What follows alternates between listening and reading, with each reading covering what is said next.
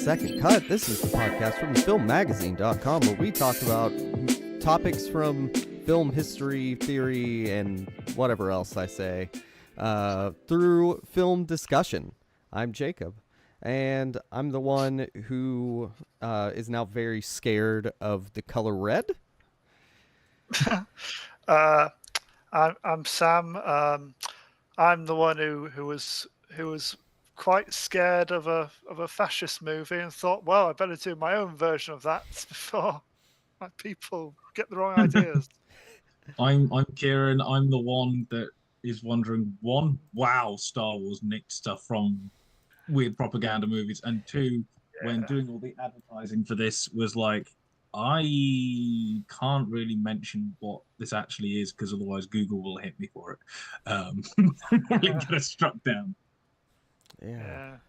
All right. Well, we are talking about government-sponsored propaganda movies because, I mean, there are other propaganda movies that are just funded by, like, companies. But we went looking for ones that were actually financed by governments, and somehow the UK managed to escape analysis here. But I mean, they made their own, or you guys made your own, I should say. I was going to say, and even when we're not making our own, we send our directors to the US to make them for you. So Hitchcock did a couple of short films, The Long Goodbye, and I think Bon Voyage. I'm not sure he did for the US or he did for France, possibly. So even Hitchcock was getting in on it. And it's quite funny if you watch movies from like the 40s and 50s back, and even stuff like, even if we don't do full like propaganda movies, which we did, but in the kind of Basil Rathbone, Nigel Bruce, Sherlock Holmes films, quite a few of them were set during World War II, and at the end would have advertisements to buy war bonds in order to support the war effort, which are still intact. So even when you've got, even if it's not things like The Voice of Terror, where Sherlock Holmes is in World War II trying to find out who's, controlling all these transmissions that are apparently predicting when the Nazis are going to take down the British, and so getting all their secrets. We're still having war bond adverts and stuff like that. So we still do our bit, even if we don't do full-on propaganda. Yeah. I mean, I was watching the Scorsese Powell and Pressburger documentary last night with my dad, and there was a bit in that about their wartime kind of, well, basically their one of the more successful periods where the government kind of did essentially get to do like morale boosting kind of films, but they still, because they weren't particularly, they're patriotic, but they weren't exactly up on kind of everything Britain was doing. So they basically snuck in their own little messages in amongst all these kind of supposedly like pro-war kind of films. I mean, Churchill hated them apparently. I mean, they were just you kind of fund a couple of their projects, but they just kept kind of going against kind of their stated aim. So. Well, and with World War II movies, like, at least Britain was right there. They were actually like being bombed. All that happened to the U.S. was one place in Hawaii gets bombed, and suddenly our entire national identity is we won World War II until I don't know when. Maybe still now. Americans are too obsessed with anything regarding World War II. Yeah, there's. I think in terms of the amount of bombs that hit actually mainland US, I think they went on record and working out that 2 managed. No, we had 2. I think 1 hit some. I don't know where I heard this. Was years back. Like 1 went off like undetonated in like a field in Iowa or something ridiculous like that, and there was another one somewhere else. Yeah. Both undetonated, like no kind of like lives lost on US soil. But like 1 or 2 managed to somehow sneak through and like undetonated. I don't think that counts as a bombing. Like I think there have to be planes involved. But bombs managed to get in. It's not like there's a full-on bombing raid or anything like that during World War II. But yeah, what was the old Al Murray joke? The Americans caught completely by surprise at Pearl Harbor 2 years into a global war. Yeah. Okay. Yeah, there were propaganda. There were Japanese balloon bombs apparently. So, maybe I've understated the threat to American lives by the Japanese. Yeah, and blimps. Obviously, upgraded version of like the Chinese lantern candle things that float off. Yeah. Instead we put bombs in them instead. Well, I guess to get back to Sam, what you were saying a second ago, we actually have a question from your father, or should we say supporter Andrew? I don't know. Yes. Dad of the show. Friend of the show. Can propaganda be anti-war, such as Apocalypse Now, The Deer Hunter, Powell and Pressburger's films, etc.? So, who wants to crack this first?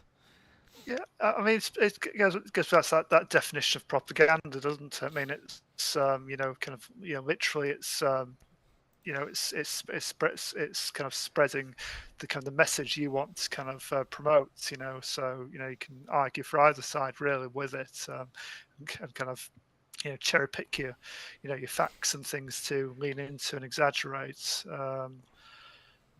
I mean, traditionally, I would say propaganda is probably more likely to be pro-war because it does tend to come about during times of war, and if it's government funded, then they'll want to justify kind of continuing the fight and justify why their side is the right one. But I would say those kind of anti-war kind of films that probably are a kind of propaganda, I suppose. I will go for 2 points. One of them linked into Apocalypse Now. I saw the other day a quote by Truffaut, which I've refound. Apparently, in a 1973 interview for the Chicago Tribune, he said that every film about war ends up being pro-war. And apparently, Coppola, when he did Apocalypse Now, was speaking to The Guardian, essentially going, everyone wants to make an anti-war film, but Apocalypse Now has stirring scenes of helicopters attacking innocent people. That's not anti-war.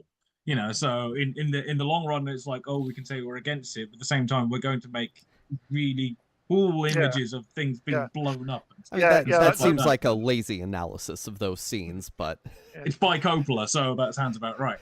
But the Riders of Valkyrie scene, especially, I think you could kind of see that as, I mean, obviously it's horrible what's happening, but its presentation is almost like counterintuitively. Yeah. Cool it's absurdism, though. Like, obviously. Yeah. And the trouble with absurdism and stuff like that is that it's always going to be a point where some people take it literally and don't understand the absurdism. Hence, everyone's now backlash against, is it The Boys? Where everyone's going, oh, it's just making fun of Trump figures now. It used to be good in the beginning, and it's like, it was doing that to begin with. What have you been missing? You just didn't notice. Yeah. And I had a second thing on that, and I completely forgotten what my second point was. Well, maybe it'll return to you. I have from the Oxford Dictionary of Film Studies, propaganda film, I guess, is a film or films actively propagating certain religious, political, cultural, or commercial message. Propaganda takes a variety of forms like documentary, newsreel, feature film, but is produced in the belief that it will evoke an attitude in its viewers that will prompt action. A popular assumption though one scholar's approach with circumspection insists that propaganda is founded on a concealment or veiling of the truth, which I think kind of plays into what you were saying, Sam. And I mean, I think anti-war films can be propaganda. If they are veiling truth, like, I don't know, that there are sometimes positives to war. Like, it is kind of stupid to say there isn't. I mean, the old adage is always like, if there was one war in history that had to be fought, it was World War II. There was a very clearly delineated kind of good versus evil battle there. I would say. So, and if you're trying to bring in like at the time an isolationist country like the US, into play, then you kind of you want to carefully package your messages and give them a reason to fight. Which obviously I'll be getting to with my discussion. I thought of my other point. Go for it. My other point was that it's in the whole point of Roland Barthes' book, Mythologies, his main essay at the end, and Roland Barthes is where we kind of go on from signified and stuff like that, and all this stuff in there. His concept of a myth is that you essentially use a sign Which should we very quickly go over basic semiotics? No, just keep rolling. A signifier and a signified, an idea and something represent it, creates your concept of a thing, and then that becomes another signifier. When you put it together, you essentially a second order of that becomes a myth. And look it up on Google somewhere. And his argument essentially was that only kind of right-wing or conservative governments, however you want to describe it, in whichever label party you want to say, only they can really use myth, because the whole point of it is to establish an idea and therefore keep a status quo, and therefore more left kind of, in this case you want to say anti-war, those kinds of ideals are not really going to use media to create myths, because their whole point is changing things up and deconstructing myths as a kind of fundamental concept and breaking down the status quo. So Roland Barthes, in theory, in mid-50s, 60s, would probably argue that you cannot have an anti-war propaganda film, because anti-war would probably be more on account of the left. A propaganda film is the establishment of myth by hiding stuff, and the left can't use that. Argue that what you will, I would say that would be a theoretical point of view from a semiotic point of view. I mean, I will gladly argue. Now, look, I'm just a film critic. I'm not a political theorist. I don't know how much of a political theorist Bart was in order to be making this argument. He was more of a cultural theorist. He was a structuralist, wasn't he? Yeah, so. I would say that sort of what he might be missing is it's mythologizing the future, or what could be, in a sense, saying, oh, we could have this, and I think of like Western communists who say, well, China and Russia, those are bad examples of communism, but there is this true sort of idea, and I'll get into more communist stuff later, but I would say both sides could fall into mythologizing, but it's a lot easier to recognize the mythologizing of the past, making America great again, that kind of crap. It's more on the nose. It appeals to sort of a baser instinct in a lot of the people that follow it. And, I mean, this is coming right out of my rear end.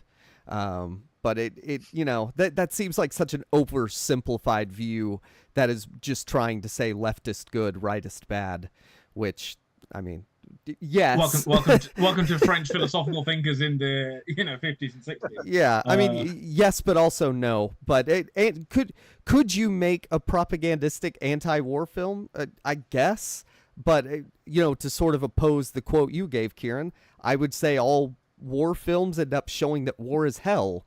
Like, find one that's like, yeah, actually, war's amazing. It's fun getting PTSD and killing people. I don't think those movies exist. Even something like Rambo, it's not like positive that he's murdering people. I think the films that are those kind of things, kind of that, a pro-war film that kind of doesn't show war as hell, would argue that yes, it's hell, but it's worth it, and that's their aim. But maybe like some older kind of jingoistic John Wayne movies, kind of could potentially fall into that kind of and even as we'll go into Sam, the Battle Britain segment of the We Will Fight thing, most of that is essentially going, look at all the destruction the Germans wreak on the British, but they still go through and fight because that is their thing. And even thinking back to First World War, you get sort of the kind of propaganda war poets. Is it Rupert? There's a Rupert Brooke poem, like, if I should die, think there'll be a corner forever England, something like that, where if I die in a foreign land somewhere in France, some unmarked corner, because I died there, that will be England forever, and therefore you should take up arms and fight to save the kingdom, stuff like that. So it's not even a kind of thing that was invented for the film's propaganda stuff and going throughout this. And I've lost the point somewhere, but I wanted to bring in other textual examples of propaganda and not just filmic. The only thing that I know about World War I, like, poems, is the guy who talked about the angels from Agincourt, which then people took that and thought they were actually angels at the World War I battle that he was writing about. I mean, which would make for a good propaganda film. I mean, propaganda stuff is weird because it's still going on. So Arthur Machen, who was a Welsh horror writer who wrote The Great God Pan, is probably what he's most famous for. Um, was writing stories, I think, for the First World War about kind of like ghosts in the trenches, like guardian soldiers, saving the lives of people in the trenches and fighting for them. So that even almost propaganda that even if you die, you can still do your bit fighting for the country and saving your fellow soldiers, which is weird, which kind of links in even now, a couple of years ago, with the whole Russia-Ukraine thing going on. In the first few weeks of that starting off, there was the story, I don't know if you remember it, about the ghost of Kiev, which was apparently like a phantom plane that was shooting down Russian attacking planes. It has now come out about half a year ago. Is it a drone? Was made up.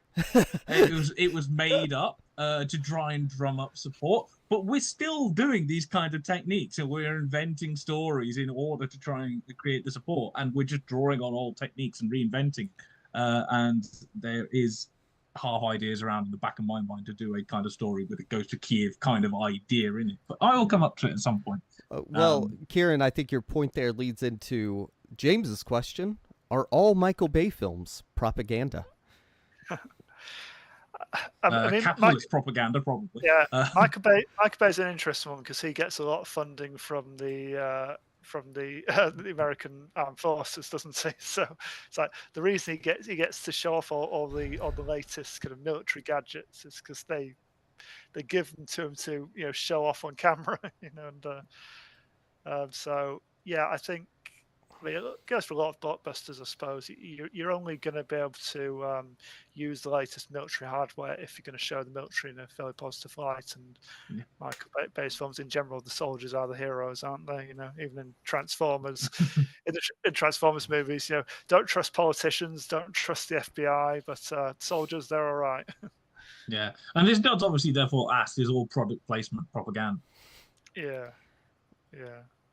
He's showing anything in a positive light, therefore propaganda. I mean, he does like a mournfully billowing American flag, doesn't he? Yeah. I think that's where watch Pearl Harbor and take a drink every time there's an American flag. I think you're passed out in the first 30 seconds. I think that's where the veiling or twisting of the truth kind of comes into play. Like, if Transformer, and really I'm just going off Transformers because I can't think of any of his movies that I super remember from before those. The Rock? Yeah, I mean, I just don't remember them. The Meatloaf videos? Music videos? That he kind of not those. Like, that's where he came from? The one where they train drillers to be astronauts instead of the other way around. Yeah, Armageddon.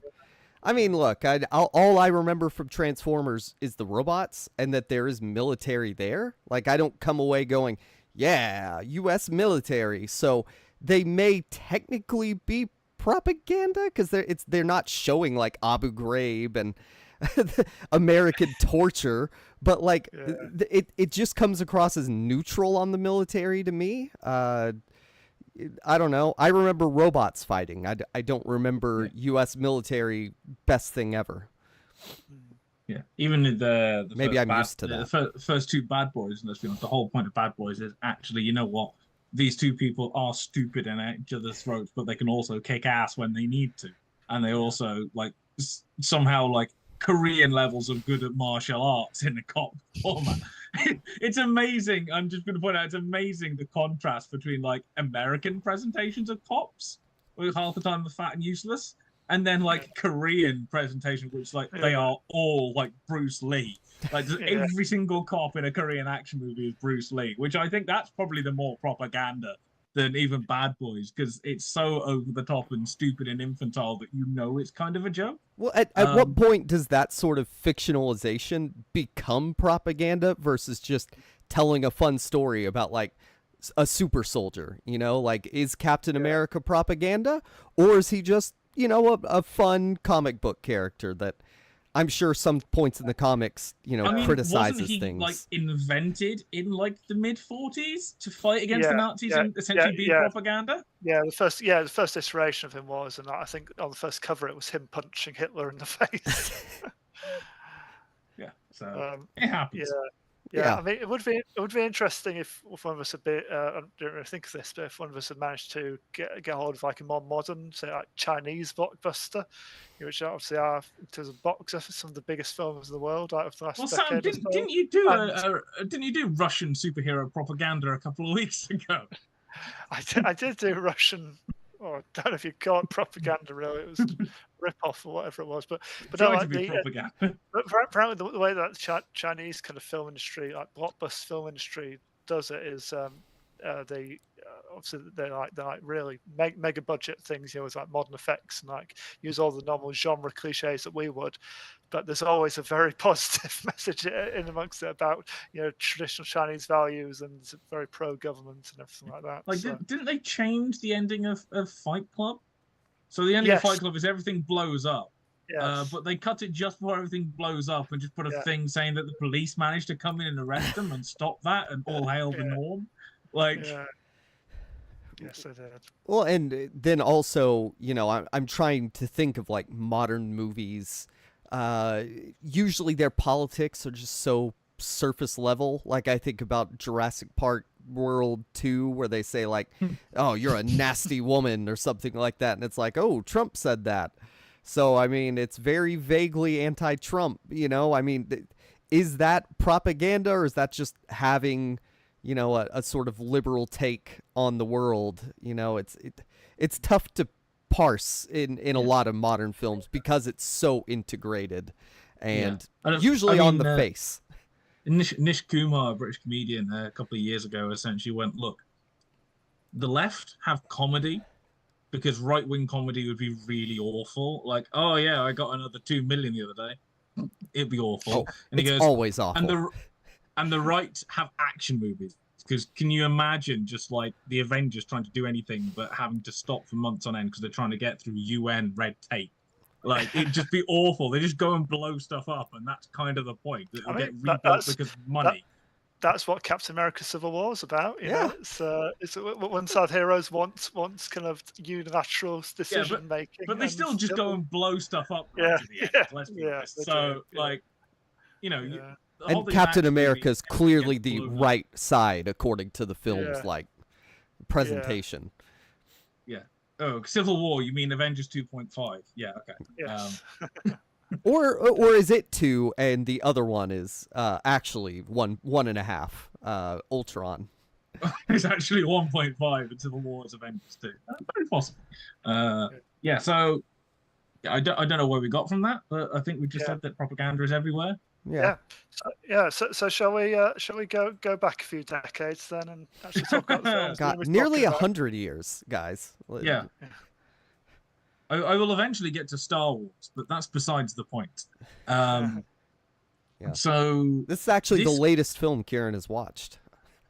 What, the original Star Wars? Yeah, I've watched nothing since then. I meant the one you're about to discuss. But what, from 1934? Yeah, I've seen about 3 talkies in my life.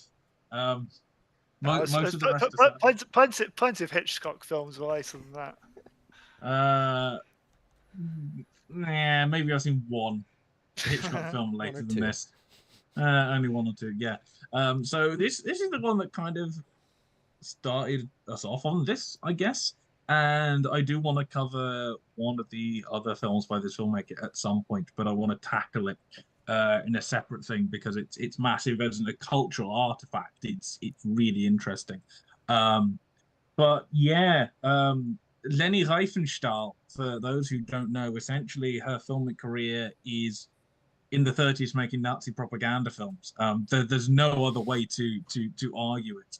And it's quite funny. I read a quick introduction of a book called, I think it's called The Leni Riefenstahl Problem or something like that. Essentially, people going, look, artistically and technically in terms of a filmic sense, taking ideology outside, she was a very accomplished filmmaker. And it's like, can you appreciate that and do stuff with that and talk about Leni Riefenstahl as an artist while separating the fact that, her main films, this being one of them, Triumph of the Will, and the main one she's known for, which is Olympia, which is actually 2 films, it must be said. There's 2 kind of sections, they're both about 2 hours long. Can you separate her from the fact that essentially most of the stuff was there to promote the new kind of Nazi ideology post 1933.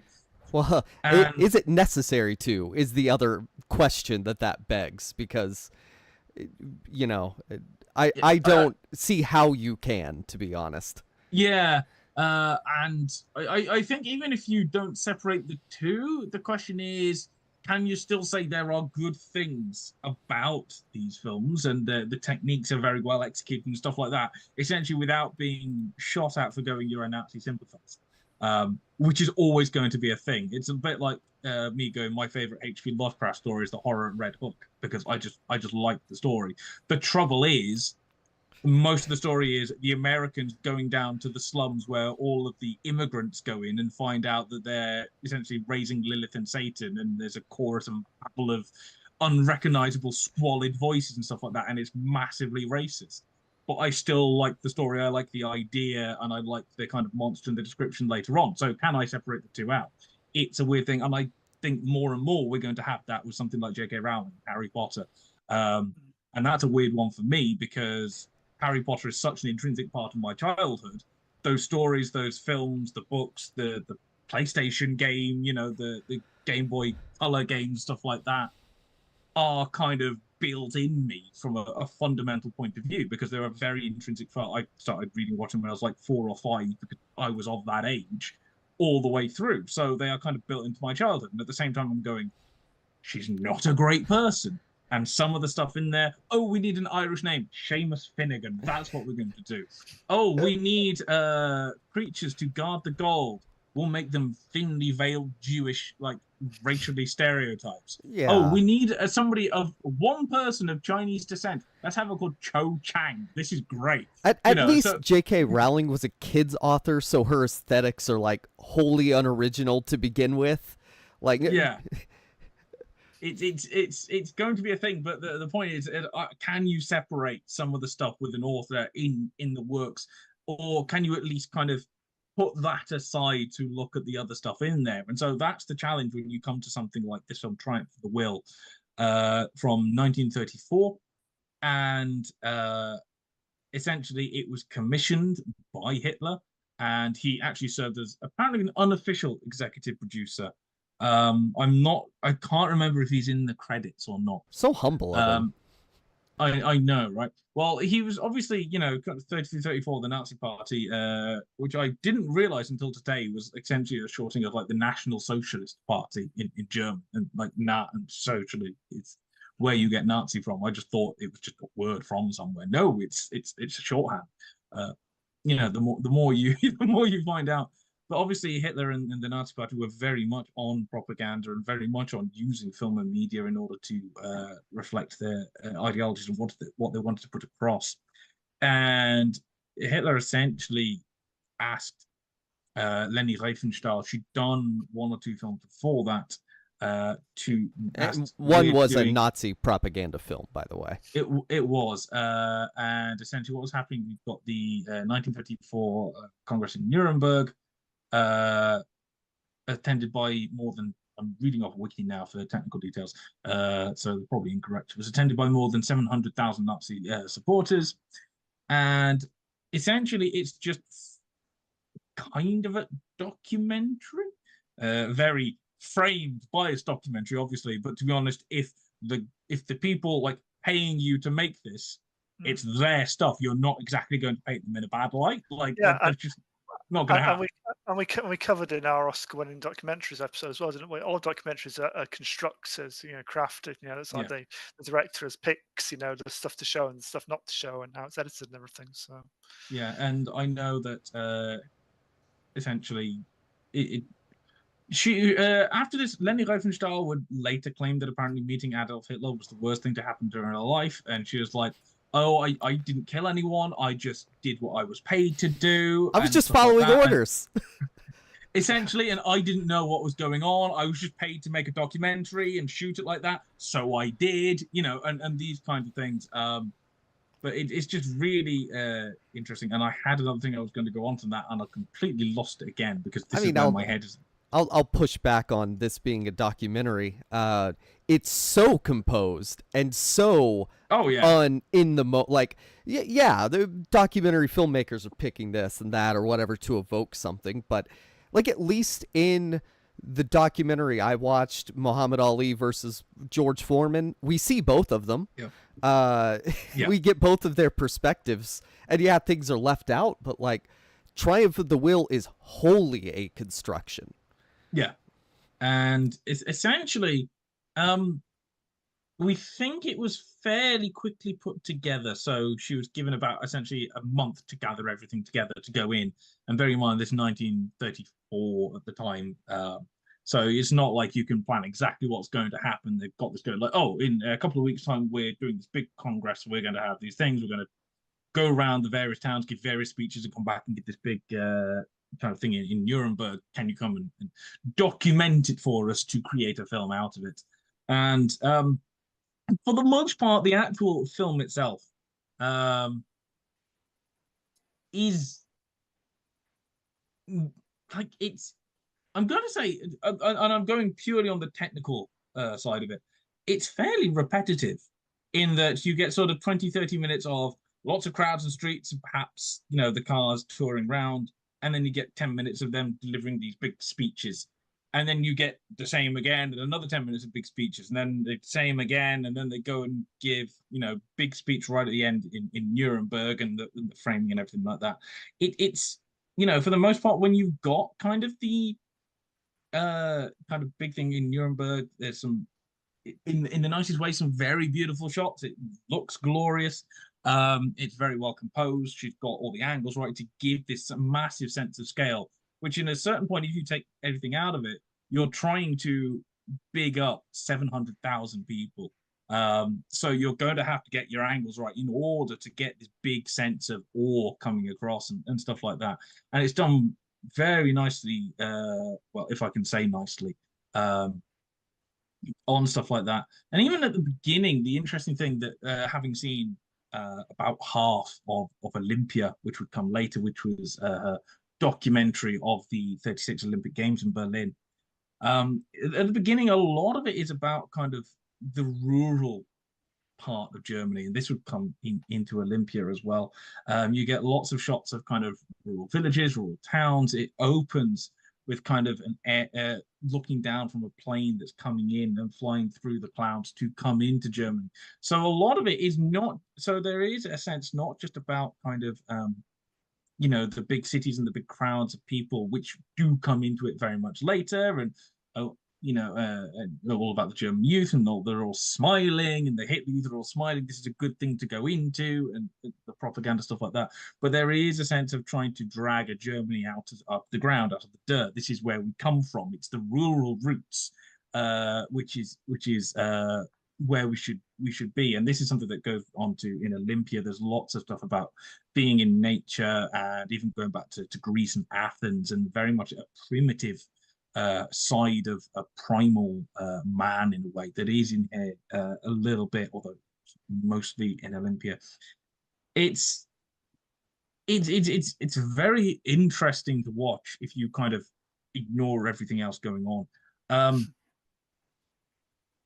It's quite funny. I'm looking here that apparently in present-day Germany it's not censored, but courts will classify it as propaganda, so it has to have an educational context for screening it. So you can't just like push it on in a school and go, oh, this is an old film of ours. You have to go, this was Nazi propaganda. Why we're learning this is to show these kinds of things, which makes sense because as far as I'm aware, Germany is the only country that has openly admitted to genocide, which, one, fair on them. Two, Britain, get your act together. We're not doing great on that score. And I think it's just interesting, just as almost a purely historical artifact, that this stuff was being made. They were getting right up close and personal to not only Hitler, but Goebbels and everyone else giving these kinds of speeches. And it might look kind of boring by today's standards, because essentially it's sort of 10 minutes of cutting back and forth between crowds lining the streets and Hitler giving salutes and them giving salutes and, oh, isn't it amazing, and stuff like that. And then 10 minutes of various people on a podium giving speeches. Now we move on to various people giving speeches. But obviously this was very, very successful at the time, and it's been very influential. And even at the time that it came out, bearing in mind this is 1935, so we're not 100% happy with Germany, but it's, everyone still went to the Olympics aside from a couple of countries. We haven't declared war on Germany at this point. We don't 100% like what they're doing, but they're not doing anything massively illegal at this point that we knew of. They've just got other rules. So even filmmakers outside of Germany, US, and UK were looking at it and going, this is actually a very fine piece of filmmaking. And from a filmmaking technical standpoint, it actually is. It's just abhorrent of what it was actually doing to do. And even going later on, so for example, The Great Dictator, the Charlie Chaplin film, was massively inspired by Triumph of the Will. And there's somebody on YouTube that's done a very good, like 30-second clip. There's some shots of them at Nuremberg near the end, standing in the framing. There's a big long corridor with some flags in the background and looking like that. And it compared it to the end of A New Hope. And I obviously saw Triumph of the Will and hadn't clocked it. And then somebody brings it up and you go, yeah, that's there are some moments where it's like shot for shot, like exact replicas of those shots. And so this is the weird part where you then go, this was Nazi propaganda, but it obviously was very good at showing these things. So if you just change the context, are we allowed to like replicate it? What is the interaction with this kind of filmmaking, and where do the moral kind of bits lie? And I think it's a question that we're going to be asking for a long time of, what is the agreeable kind of interaction with this kind of film. It's obviously it made Riefenstahl essentially a celebrity. This and Olympia, she was on the cover of Time magazine. She was seen as a very competent technical filmmaker for decades after, along with the likes of Hitchcock and Wells and things like that. In terms of her filmmaking craft, everyone said, she's very, very good at it. In years later, they do kind of displays of almost like educational kind of Nazi propaganda and stuff. And Riefenstahl kind of had a room all to her own in these displays, showing her films and going, essentially, it's kind of acceptable because although it's propaganda, it is art at the same time, and it is a piece of art that we can admire even if we take stuff out of it. So I think almost more interesting in the actual artifact itself is kind of what's come after it, of essentially people's confusion of what to make of it, of going, the actual thing is reprehensible, but it's also a fairly decently made film, like in terms of a technical standpoint. It's well put together, it's well edited, it's well shot, it looks great, like in terms of that standpoint, it's very accomplished. It's just also promoting something which is not good in any way. So where do we stand on it? I think from that standpoint, it's an interesting watch, but obviously, please do go into it knowing it is essentially 2 hours of all hail Hitler. But that's what it was. But I think it's a very interesting watch for anyone that's into kind of the history and military and these kinds of films outside of the norm. It's an interesting watch, if nothing else. Well, another thing about the context of the film is it was made right after the Night of the Long Knives. And so a part of it is justifying the murder of a faction of the Nazi Party, including someone who was in that last film that Riefenstahl made, which I could not more not buy her. Oh, I didn't know. I wasn't a Nazi. Bitch, you were a Nazi. Like, were you still in the 50s? I don't know. But like, you cannot look at what Riefenstahl put out and say she is not a Nazi. Yeah, and actually... if you've seen like both the films as well, as Jake was saying, a lot of these formerly prominent like Nazi figures were very conspicuous by their absence in the second film, and people kind of notice that, oh, this is a time of change. It's like obviously, new people are in power. It's like, and only those closest to Hitler will will be part of his like he's in a circle. It will only keep those useful to him kind of hanging around. It's a dodgy film, but still an interesting artifact. to look back on to see the change that was going on there. Well, and much like Birth of a Nation in that regard, Yeah. you know, so it's like you can kind of appreciate it to an extent on a technical level and kind of the innovations it brought across, but God, it's just not.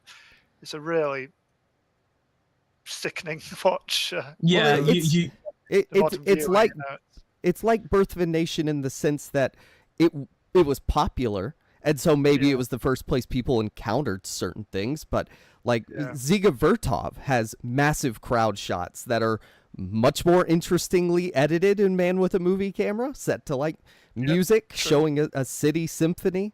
There are every aspect of this filmmaking is probably done elsewhere in the grandiose films of the teens and 20s. You could probably watch Welcome to film in general. Yeah, you could watch what's that other movie from Griffith, Tolerance. Like I guarantee you she just lifted things out of that.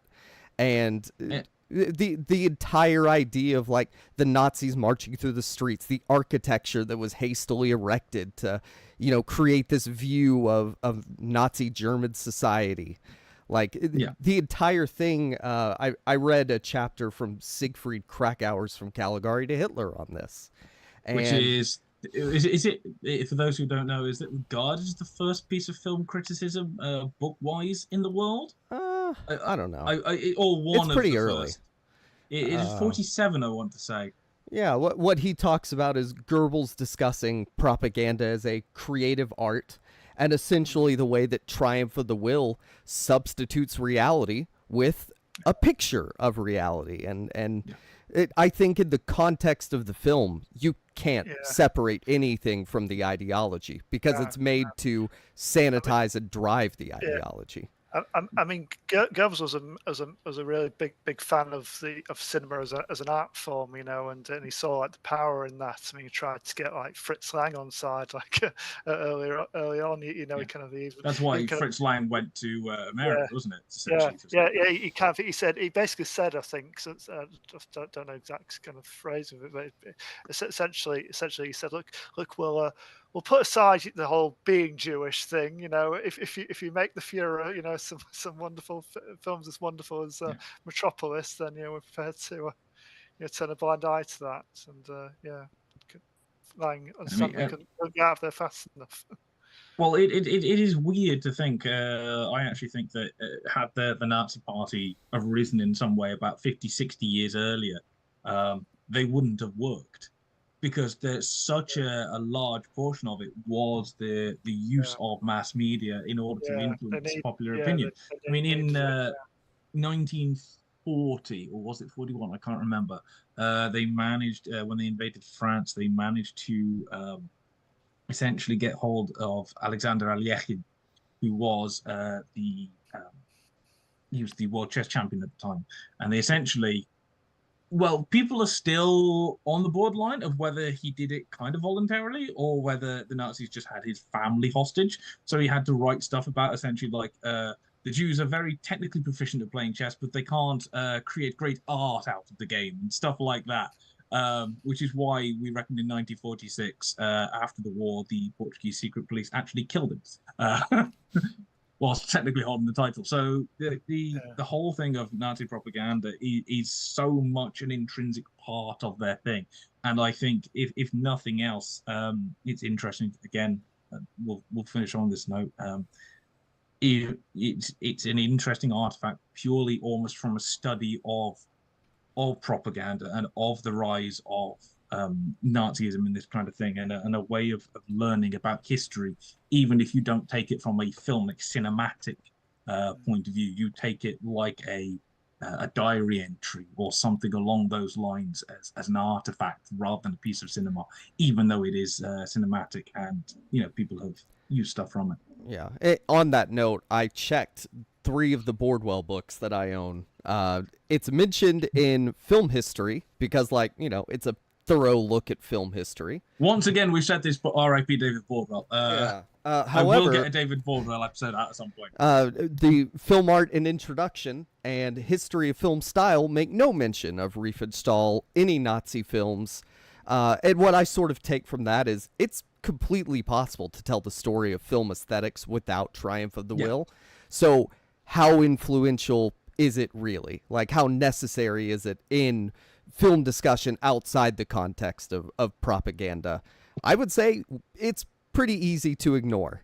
If the best thing you could say about it is it's technically proficient, well, so are lots of films. You don't need to look at Triumph of the Will to understand technical proficiency. And again, the argument now has been sort of 10, 15 years ago is that there is not a history of film.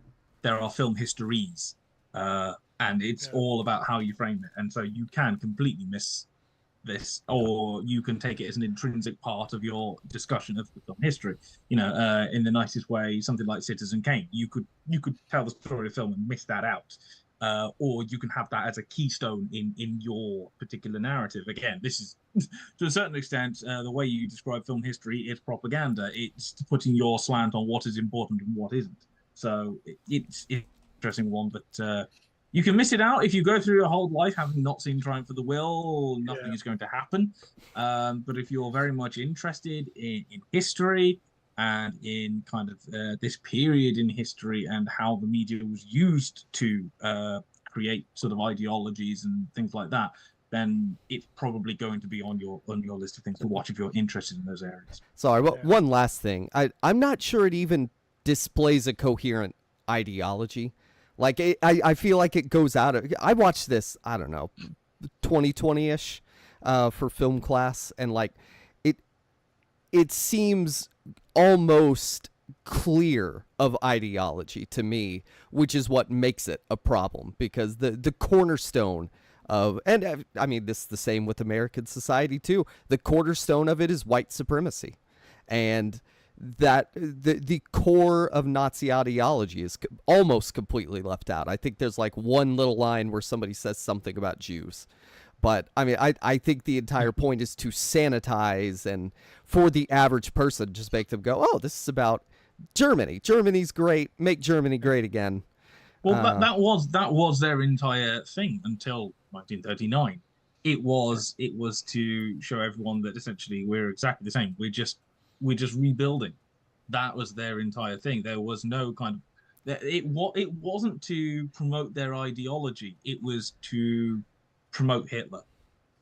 And there's a difference in that. It was to establish him as the central figure and a figure of awe and power, and we want to be him, and we want to join up to whatever ideologies he might put out in the future, because we've seen him as a great person, rather than we're signing up because of the doctrines that this film gives across. It should be like noted that Hitler's anti-Semitism was at the core even in like the 20s. It's not like people didn't know about it. Yeah, but we're just not going to mention it here because that isn't the point of this, essentially. Yeah. Right. Sorry, this movie's a bummer for me. Yeah, it's interesting, but it's not an easy watch or topic of conversation. Kieran, when you were like trying to come up with a word to describe it, like boring is the only answer I have. Like, it's super boring on top of being morally reprehensible. So, I did think about watching it before this, but then I saw it was 2 hours. I thought, I don't want to watch 2 hours of that. No. At least mine came in nice bite-sized 45-minute segments. Yeah, I've seen 2 of them. Yeah, I've seen the introduction. I've seen the Battle of Britain one. So I did Triumph of the Will, and you did the direct response. Yes, 7 or 8 years later. Yeah. So I primarily picked this because I love Frank Capra, and I wanted to see what he'd do with like a government contract, essentially. How that would work. Frank. This was Frank Capra and the U.S. War Department's kind of direct response to Triumph of the Will. I mean, Capra talked about Triumph of the Will. He said, the film fired no gun, dropped no bombs, but as a psychological weapon aimed at destroying the will to resist, it was just as lethal. So he was properly bowled over by it. Kind of saw a real kind of power in it, and basically wanted the right kind of response to, well, essentially to convince, because these these 7 films basically. They're made over a 3-year period from 42. At that point, obviously, the states hadn't entered the war yet, so they were still non-interventionist, and still trying to rebuild from the depression. Ironically, it was the war that truly ended the depression for them, because weapons manufacture and war is big money. So um, but yeah, so it was basically that they got the most beloved director in America at the time, and that was Capra in the 30s. It's like he was beloved by American audiences and critics. Especially for It Happened One Night, You Can't Take It With You, which both got several Oscars, and Miss Smith Goes to Washington, which was probably his most natively kind of political kind of piece at that point. But basically, his kind of conservative but kind of romantic view of the US society and culture seems to kind of struck a real chord with millions of people in America, and basically who better to try and persuade the nation to enter the war when Europe really needed them to.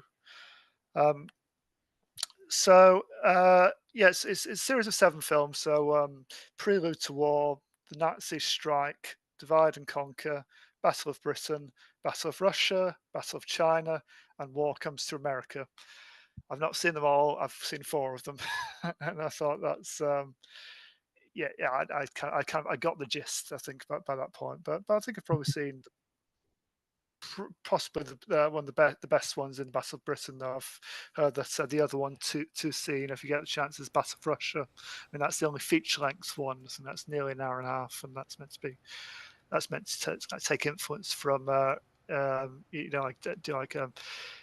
shows off kind of Capra's kind of understanding of Russian filmmaking, kind of brings that style on board. There's lots of tricks and montage and stuff like that in that one. So it's almost the battle for Russia culturally as much as the battle. So is Capra making Allies propaganda more than just U.S. propaganda? Yeah. So it's the primary aim is to get the US into the war. But equally, if this is shown to the other allied nations, then potentially give them a bit of a morale boost, because it is very. I mean, it's sort of it's a little bit kind of uses kind of I mean, I'm saying him. I mean, obviously, he's one of he co-directs these, and he doesn't write them, but it's obviously his primary creative vision. But basically, the films that they do kind of have a slightly patronizing air about some of the European nations, and means it stereotypes a little bit. I mean, I've heard the Battle of China is particularly guilty of stereotyping, kind of not being outright racist, but kind of patronizing, but you kind of all these films, by the way, that are available free online. That they're part of the American Archive, so you can watch them on YouTube if you so wish. But the Prelude to War, this was the one with basically it kind of set out its statement of purpose, basically what this was trying to do. And they even re-released this after showing it to the forces. They re-released this one to the general audiences, and by the end of the war, at least 54 million Americans had seen at least the first installment, but a lot of them, the subsequent ones as well. Do you know how many joined the war as a direct result? No, and I'm not. It's inconclusive. I've had tried to investigate around it. Yeah, they did a survey kind of at the end, but no, they couldn't really get any kind of hard numbers or anything. I mean, but I think anyone joining the American military during this period had to watch these as a matter of course as part of their training, because I think they did think we need to make them understand what we're fighting for straight away, and kind of who the enemy are and what kind of tricks they might employ and everything. If they were doing it on exit surveys, millions probably didn't make it back in order to answer that question. Yeah. I mean, all of the films have got a slightly kind of they're of a piece, but they do have different stylistic tricks depending on kind of part of the war they're talking about. So like the first one, so you get this this block of text first off saying, and basically just tells you kind of what it's out to do. So it says, this film has been prepared by the War Department to acquaint members of the army with factual information as to the causes, the events leading up to our entry into the war, and the principles for which we are fighting. We are determined that before the sun sets on this terrible struggle, our flag will be recognised throughout the world as a symbol of freedom in the one hand and of overwhelming power on the other. It's like, You know, fear the flag, fear the flag, Germany. I'm actually slightly upset that we didn't do our own version of that at the beginning of this down with the mainstream publishing and support independent film publishers. That in this podcast we'll be talking about propaganda films and sticking to the man because we're. I was going to say, let us insert our mid-break kind of war bond advertisement, but instead don't buy war bonds from us because we don't have any to sell. However, if you would like to support the war effort against mainstream film media who are taking us out of business, you can obviously support our war efforts by going to the Film Magazine store, buying the merch, donating the money through PayPal, however you'd like, and generally helping us stick it again to the man. If you're selling war bonds, ironically, is it still selling war bonds or? Sure. Depends if they get sold. And now back to our feature presentation. We do need to get some posters made of like Joe just pointing out your film website needs you. Yes, that's Sam. I want to know how factual is that, like fast and loose, that term, or are they pretty factual? Again, it's kind of the opinions on this are a bit mixed. I don't definitely outright mislead, but they do pick which bits focus on and which bits kind of gloss over. And I think the Polish armed forces were particularly aggrieved by basically they're made to look like pushovers. Basically, it's like they do linger on the Polish Air Force being like bombed out of existence quite early, where in actual fact they played quite a key part in the war, including in the Battle of Britain.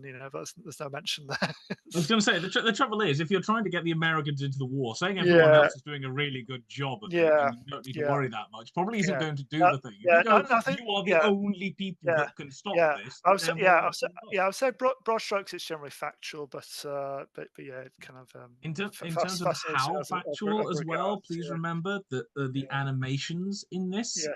Showing how Japan and Germany plan to spread across the world.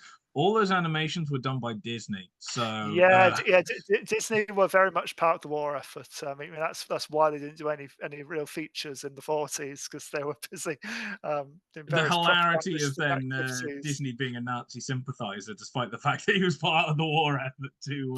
I mean, have you guys ever seen like the Disney cartoons? They made during the war, like De Fuhrer's face, with Donald Duck meeting the Axis leaders. It's and it's like, and he dreams basically he becomes like a Nazi recruit basically, and goes through the training camp and everything, doing all that, and wakes up in the end. Oh, it was all a dream. Thank God. And he's like kissing like his model Statue of Liberty on his bedside table. And did he really do it all in one night?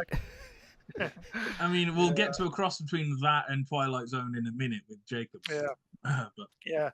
So basically, it's like generally it's like a mix of newsreel footage, interesting, a lot of it repurposed from enemy propaganda. There is some of the same footage that was used in films like Triumph of the Will, but kind of recontextualized and add new voiceovers and stuff. So that's kind of interesting. And then it's got some transcribed, translated newspaper headlines as well. To put various key events into context, how it's covered around the world, and then it's clips of speeches, and as well as quite a few stage scenes and reenactments as well. Whenever there wasn't like a bit of footage that kind of said exactly or showed exactly what they wanted it to, then they went for like the reenactment. So, and this is obviously something that had been done back in the day.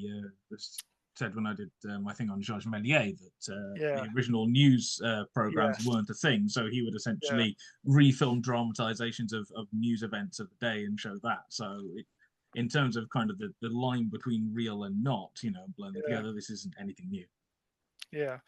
At one point, the first film, they compare the Axis leaders to basically comedy, like comedy characters.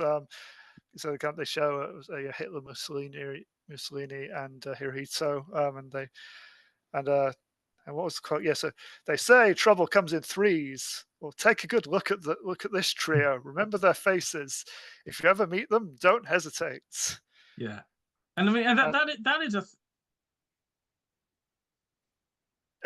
yeah. So they don't actually have any animated actual figures in this. I mean, they're left out for Disney. I mean, this primarily that they're responsible for the maps, basically animated maps. Basically, you had like a world map and like the countries marked off, and then basically the spread of fascism is black, basically taking over the world essentially. And they have the two globes as well. A yes, globe that's yes. slightly darker. This is the world under slavery, and the white one. This is the free world and the slave world. Yeah, I wasn't especially comfortable with the amount of times they talked about slave worlds and stuff because I'm thinking, this is, Are they taking that from Nietzsche or like? Yeah, I don't know. It's uncomfortable, whatever it is. Obviously, drawing upon kind of very stereotypical Western imagery of the black hat and the white hat is what I was thinking of. It's like it's exactly the same kind of thing. Yeah, and they talk about like universal kind of, or supposedly universal truths. Like a struggle of men of peace. They talk about all these religious figures. So men of peace like Moses, Muhammad, Confucius, Christ. And the kind of the kind of Christian kind of imagery was like kind of seen as like the universal good basically, and there's a bit all back to like glory, glory, hallelujah, kind of playing in the background. So it's quite kind of there's a bit for just after they give the names of those, they include Confucius, and then they say it's sort of like they all believe that by the power of God that everyone should be free. It's like Confucius believed in God. I am very struggling with this idea. I mean, I'm not 100% up on my Chinese philosophical history, but I don't think this was a thing. Yeah. So following that, they did the Nazi strike, which basically goes into kind of Hitler's plans essentially, and kind of tries to kind of, I don't know, just deconstruct, I suppose, his being and kind of what he's aiming for and stuff like that. I mean, they compare him to like they suggest that like the will to God, I'm going to do like a Lord of the Rings quote. The will to dominate all life is like a genetic trait of the Germans. Basically, is what they're saying. Yeah, they compare it to like they have a genetic disposition for hard work and something. And they compare it to like Genghis Khan, and they talk about basically Hitler's attitudes kind of follow him. It's his way or the highway, basically follow him, or you haven't got a chance, which is quite sums it up quite neatly. I mean, there's for those who don't like it, you don't eat, or you disappear into a concentration camp, or you get this, and you hear a gunshot just off camera. There's a nice line about as you talk about like various fascists kind of around the world, aside from like the big three, but they talk about Oswald Mosley in the UK, who was a very famously right-wing MP over here, and they describe him as Hitler with an Oxford accent, which I quite like. They go to Divide and Conquer, where again it's basically this is like covering essentially how Nazis basically steamrolled across most of Europe very very quickly, basically, and even just the UK as like the last bastion of kind of defence, essentially. I mean, this one does kind of give a nice tribute to like the French allies, and kind of that tributes to their resilience and their kind of formidability, and kind of how basically they've come from the same stuff twice. You know, they were like, you know, the first, you know, that France was like the main battleground World War One as well. You know, you have a segment in this where like you have like animated swastika termites basically swarming over like a gun, like the foundations of like French walls basically, and that's meant to like represent like the propaganda war basically, you know, like hijacking their signals and like counter programming to their like morale boosting kind of radio programs and stuff, you know. And apparently, I heard this the other day. I think it's on a podcast or something. But one thing I heard is apparently they got in the war they got news bulletins. They tried to recruit newsreaders with regional accents in the UK to confuse the Germans, basically, to try and make it a bit more difficult for them to insert transmissions and understand what was actually being said. So there's a lot of stuff like that going on in France as well. You know, various kind of ways around kind of the Nazi kind of counter program with like their propaganda and stuff, and kind of how to keep morale up and stuff like that.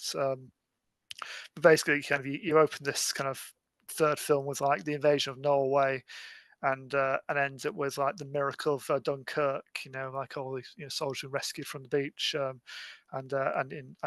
you kind of end on a slight downbeat note with like the of France being occupied.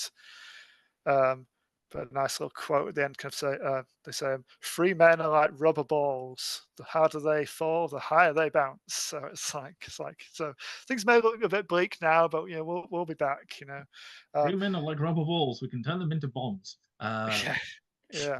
Damn bastards. Sorry. Yeah, and then you get God's Battle of Britain, you know, the fourth film, which I think is my favourite of the four I saw, and they even say not for patriotic reasons, of course. No, of course not. No.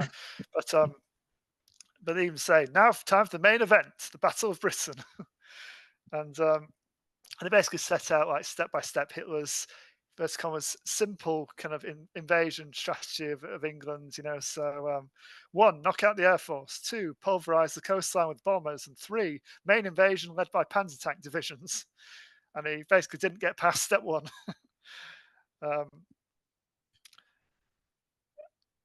I've just remembered another one of my favorite quotes, actually, when they're talking about like their plans for kind of world domination. Hang on, where's it gone? Is the British or the Germans now? I can't remember now. Never mind. I can't find it. But it was something like you know, kind of Hitler's plans was to dominate the world, and it's like the only place we'll have left is Shangri-La, and he'd try and get that if he knew where it was. But I vaguely remember that. Yeah. Yeah, so it's basically that they kind of the first one that they say that the jaws of the Nazi whale were set to swallow Jonah. Yeah. Why that reference? I don't know. Like, every biblical metaphor they could think of. This is the one they went. The Nazis are anti-Christian. I mean. Yeah, and they have this black kind of mass kind of around like the British Isles basically, and kind of you know, suggesting that like, you know, once, you know, they can kind of surround that and use like the British Navy, then they can basically complete the world domination and go around the world. Sorry, Jacob, you bring up the anti-Christian thing. Hilariously enough, I'm not sure if it's the first one or the Battle of Britain one. They talk about the Nazis getting rid of all the crosses and stuff in the churches, which will be a theme that comes into Jacob's one as well. Yeah, well, and also is a Western myth about the Nazis, because they did use Christian beliefs to reinforce their views. If they didn't, let's be honest, if the Nazis didn't believe in Christianity, why would they go looking for not only the Ark of the Covenant but also the Holy Grail? I mean, like, it just makes no sense. Well, Kieran, it's funny on this point. You mentioned that you didn't know they were the National Socialists. That's used here in America to talk about how leftist the Nazis were, and how you need to be a conservative to be anti-Nazi.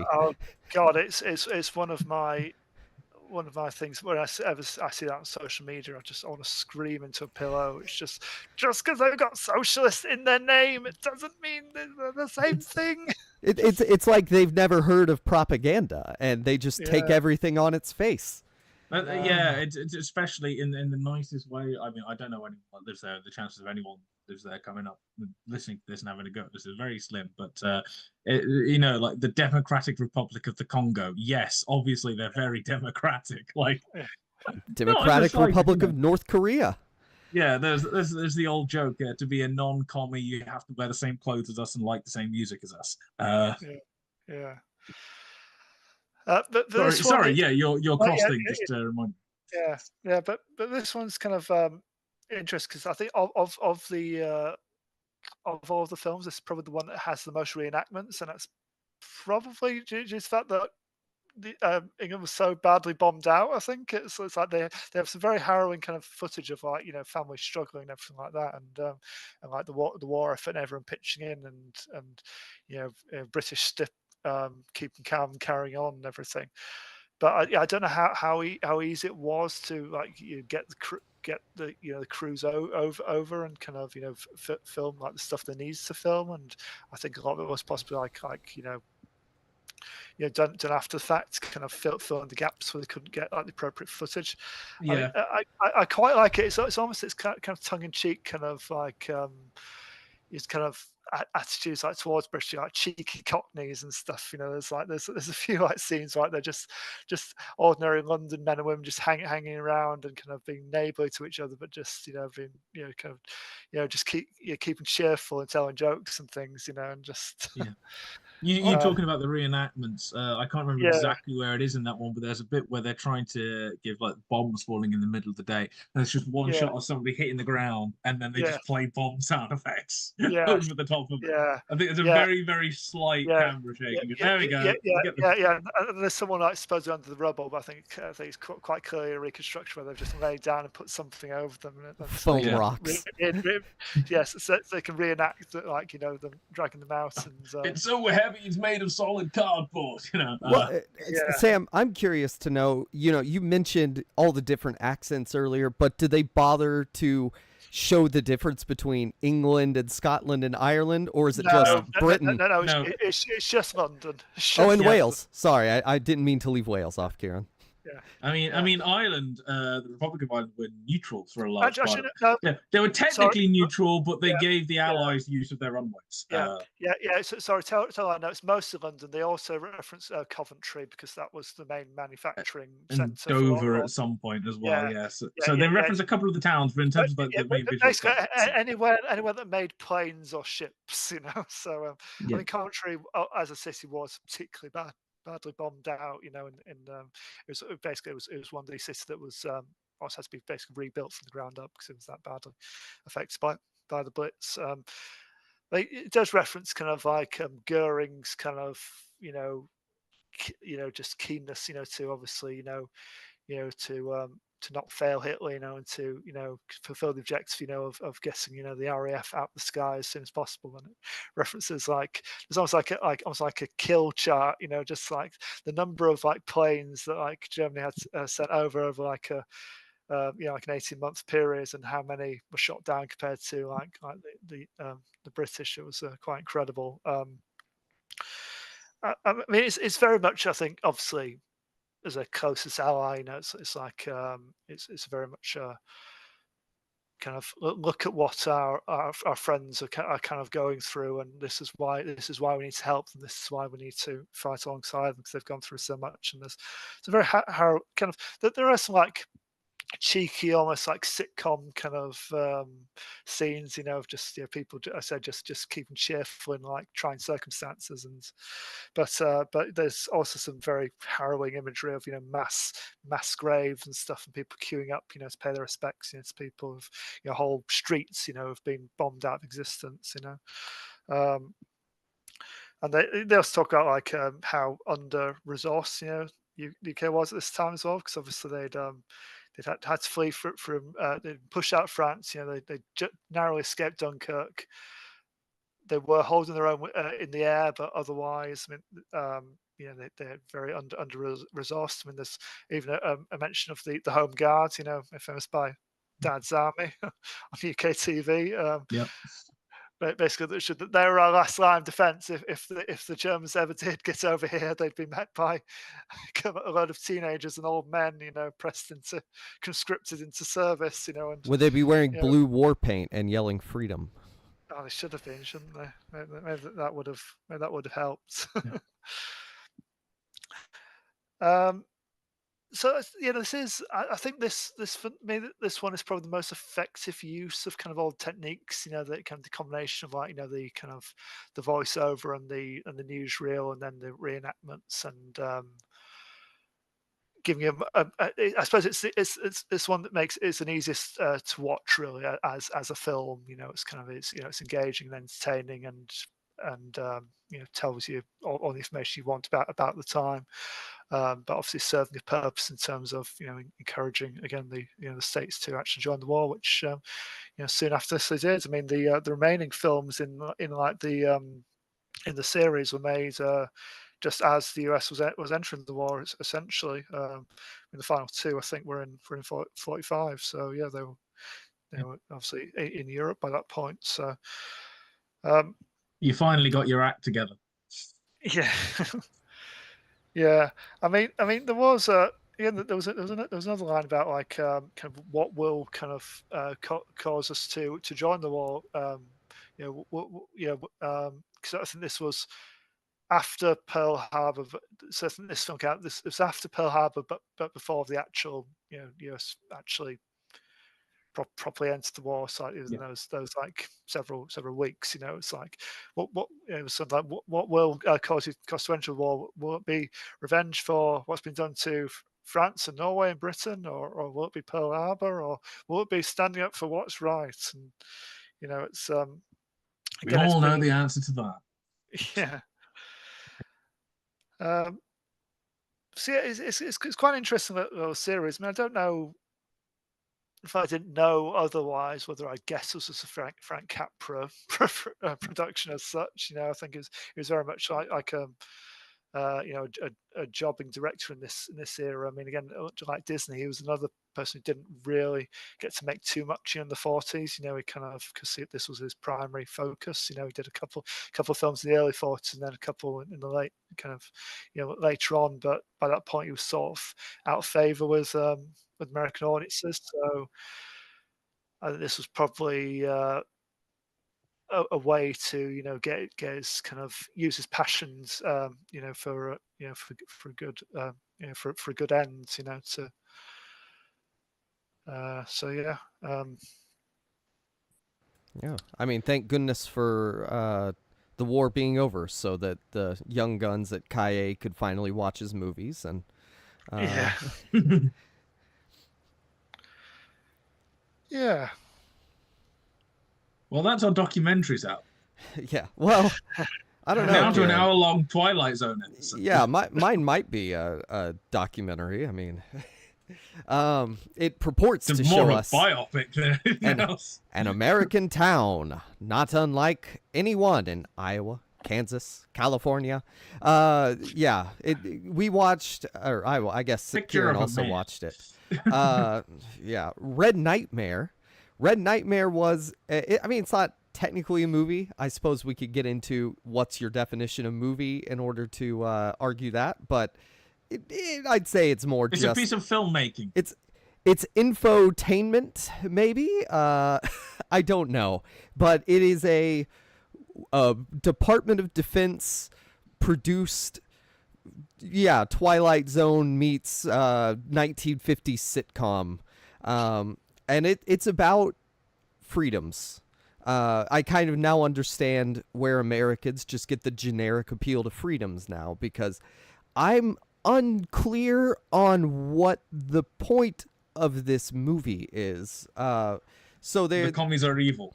Yeah, the commies are evil, yes. But so the hour-long version and the 30-minute version are completely different, and that the 30-minute version only shows the back half of the full hour-long film, which is vital to understanding the characters in this and kind of illuminating what the problems are in a sense, but it's also very vague. So they And please explain to me very, very quickly. Did this come out in 57 or 62? Because I found two dates. This came out in 1962. This is it. It stars Jack Webb as the narrator. If you know him at all, you know him from Dragnet. I've watched a lot of Dragnet with my dad, so I was very familiar with his voice as soon as he cut in with, "This is an American town, not unlike." So yeah, and then it stars the guy who played Maverick on the show Maverick. The mom in it, she was on TV. Like there are real actors, real personalities that people would recognize behind this piece of propaganda filmmaking. But yeah, sort of the thesis of it is the everyday American needs to cherish their freedoms and take responsibility. I am not clear of what that means, but I will do my damnedest to try and piece it out. It opens with, "This is a town, not unlike whatever." It looks like a 1950s American town, but surrounded with barbed wire. And Jack Webb says, "But this is not an ordinary American town. This is actually a setup in Russia, perhaps. A fake American town where they pretend to like baseball and ice cream and apple pie and get to know the American way of life. So that, bless you. So they may come over here and infiltrate us and turn us into communists." It's absurd. It's unclear, like, what the point of saying this is a fake communist American town is. I'll tell you what the point of it is. It's so that in a couple of decades' time, Dean Koontz can release a novel called House of Thunder, where they kidnap somebody from the US and put her in an American hospital to try and get secrets out of her, and in one of these kind of towns in the middle of Russia. Yeah. And the end of it is having to get her out of this town and back to the US again. And that's the entire plot of her working out that this isn't actually a thing. I'm not actually seeing my husband who's been dead for so many years and all these things. It's actually, I've been kidnapped to Russia, because this is the obvious solution to this plot line that we've created. And as soon as I was watching this, I'm like, why does this remind me of this one Dean Koontz novel from a couple of decades after? Yeah. Cross with Twilight Zone. Because the introduction is very Twilight Zone. I couldn't find, like, detailed anything about it, but apparently there were real, like, fake towns, where Eastern Bloc people trained to become fake American. I don't know if that's real or not. It sounds like BS. I think it is. But I found a couple of maybe examples and then couldn't find any more research about it. But here's what they're doing. The Russians suddenly blocked everything. Yes. Yeah. What they're doing is they are studying us, how we talk, think, learning about our supermarkets, going to baseball games, eating hot dogs with all the freedoms we casually enjoy. Apparently that's the freedom to eat hot dogs. I don't know. I'm learning more and more about the roots of the Americana I grew up in. So basically they're implying everyone in a communist country wants to destroy America and its freedoms. It's a long-range communist conspiracy. And to learn about this, we're going to take a look at Jerry Donovan. He's proud of his country, but prone to take his liberties for granted. Someone must take responsibility for our freedoms. But why? Gary wants to know why. He's unsure. This Freedom in You, I think, is the title card that pops up.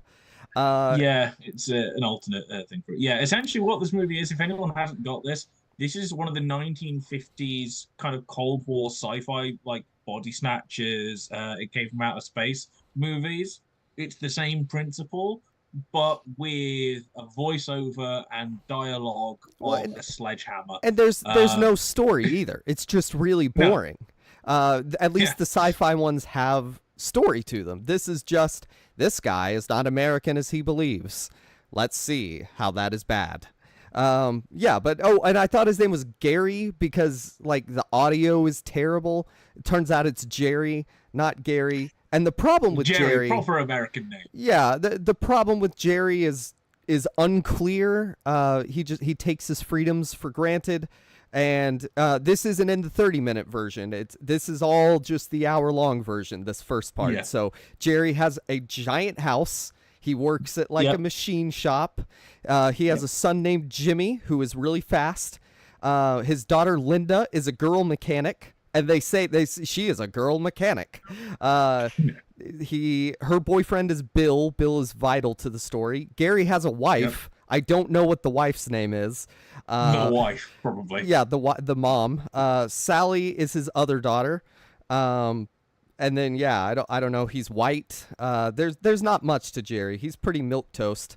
And so he's at work, and people come up to him and say, Jerry, you want to go to the big union meeting with management? And he says, no, I don't. I want to go bowling, and I want to, I don't know, skip these important meetings. I thought it was going to go into unions are bad and communist, but apparently it's just you need to go to union meetings. My note at this point is bad acting, fast talking. It's like watching an instructional video at work about like how to avoid being communist at Subway. Bill is a race car driver, and he wants to go to the big race. And so he's drag racing on a military strip where they're timing him.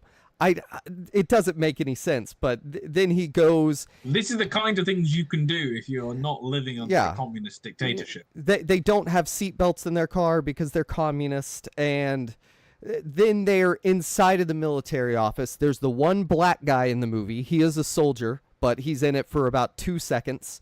And then Bill walks in to talk to the military leader, and he says, I want postponement of my deployment. And they say, oh, why is that?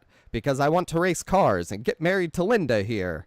And he said, oh, well, you can't do that because it's responsible to be a soldier and fight. And so he can't postpone his deployment. But the military guy does say, you can marry your girlfriend in the 2 weeks before your deployment.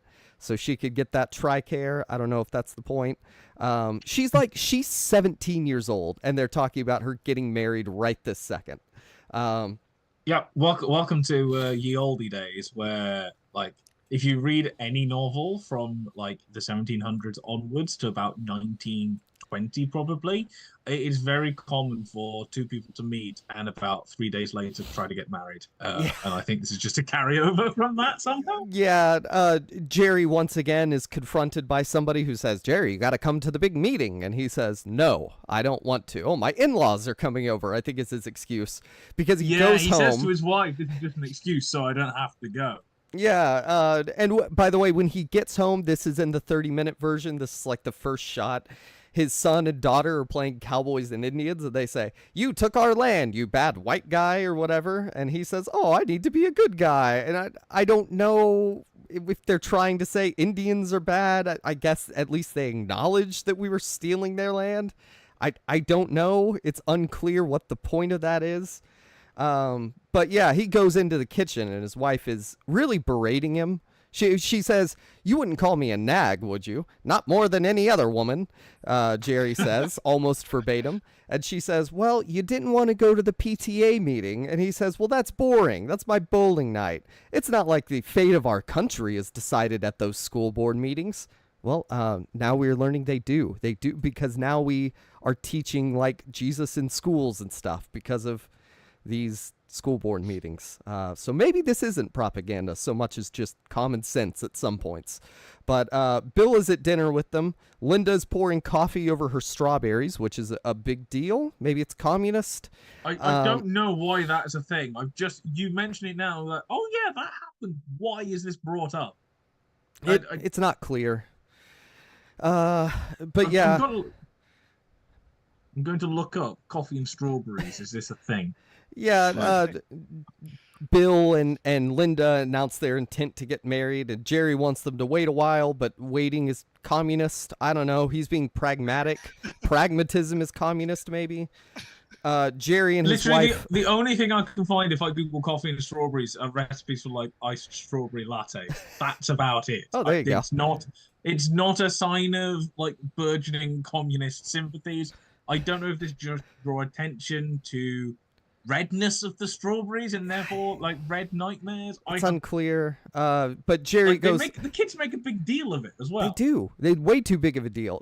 By the way, the kids are terrible actors. They're real bad. Yeah. Jerry goes to bed at 8:30 because he's going fishing in the morning, and he and his wife retire to two separate twin beds. Because I guess like the Hays Code is still in effect. Jimmy, he's in the Boy Scouts, and Jerry is late coming back from fishing. He caught several fishing, but he missed the scout banquet, and that's communist. I don't know. Why didn't the mom take him? Maybe she doesn't have a car. Yeah, I don't know. Jimmy's sad because him and Jerry don't go anywhere together, and I don't get what any of this has to do with American freedom apple pie. So Jerry, it turns out he has to report for Naval Reserve machinist duty, but he doesn't want to do that. He has the bowling league championship, and his kids are getting out of school. It's a really inconvenient time to be in the military, kind of. But Bill, he comes in smoking a cigarette and tells Jerry that something about, like, he resents having to serve, whereas I'm willing to go out and sacrifice my life and blah, blah, blah. Then Jerry goes to bed again. And so this is an American retiring for the night, the Jack Webb says. Problems always work out. But instead of sweet dreams, Jerry is going to have a real red nightmare. This is like 26... Roll credits! Yeah, we're 26 minutes into the hour-long thing here. So that is so much time setting up that this guy is American and doesn't want to go to meetings and doesn't want to take his son to a scout banquet. And I'm unclear on what most of that has to do with our freedoms. But Jerry wakes up and he's living in that fake communist town, which is his hometown. But he's American, living in a fake town with a bunch of Russian spies learning to become So it's like Donald Duck in The Furious Face. It's just in Mathmagic Land. It's dream logic, isn't it? And, yeah. What if I woke up and everyone was communist? Essentially. Yeah. Now it's a wonderful communist country. Like, yes, it's a terrible Russia. But yeah, Jerry awakens from restless sleep. He's at a diner or something. He's very confused. I'm not sure why. And so he goes to a telephone booth to call his wife, and they say, "Sir, you need a permit number if you're going to call somebody." And then I don't have a permit number. I don't have a permit number. There's also no personal calls allowed, so I guess using a phone is an American freedom. It's unclear again. I don't understand what any of that has to do with the freedoms we enjoy. And I guess later they're going to get into the fact that Alexander Graham Bell invented the telephone. I don't know if he was actually the first one or if there was some European that did it. But he's an American, damn it. It was not some red commie that invented the telephone.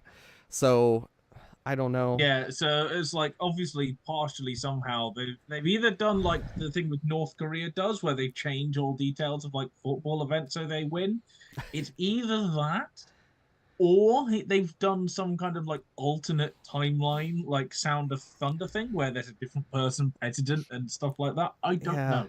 It makes no sense. I'm still not sure if it's meant to be that they've kind of the dream is that he's been moved to this Russian town, or that it's just that, or it's still the same town, but it's like a dream version of it, in which case there's a shot where they kind of go over the barbed wire of this town into it just before the dream kicks in. It's like, so why are you suggesting it's in this town? Are you just suggesting that this is what would happen if we were in this town and it was us, but it's a simulation? Like, there's bits that you can see what they're going for.